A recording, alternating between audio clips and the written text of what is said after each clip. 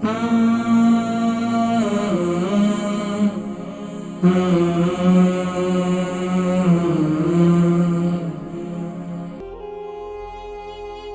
क्या है?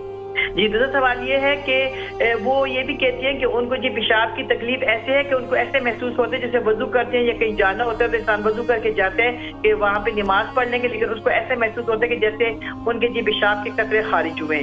कभी कभी हो भी जाते हैं, कभी नहीं भी होता, तो उनको फीलिंग्स हर वक्त ये होती है। तो इसके लिए अगर कुछ असल में क्या है कि जब इस उम्र में पहुंच जाते हैं ना, तो क्या प्रोस्टेट की प्रॉब्लम हो जाती है, गुदूद कमज़ोर हो जाते हैं, पेशाब को कंट्रोल करना मुश्किल हो जाता है, कतरात निकल जाते हैं, तो उसके लिए भी मैं जिक्र करता हूँ। ठीक है, इंशाअल्लाह। ठीक है, पेशाब की तकलीफ़ रहती है तो आप क्या करें कि तिल ले आएँ, वाइट तिल और ब्लैक तिल, जिससे ये छोटे तिल होते हैं, तिल के लड्डू होते हैं। लड्डू नहीं लेके आने आपने, क्योंकि 60 साल हो सकता है आपको शुगर भी हो, मैं पूछ नहीं सका।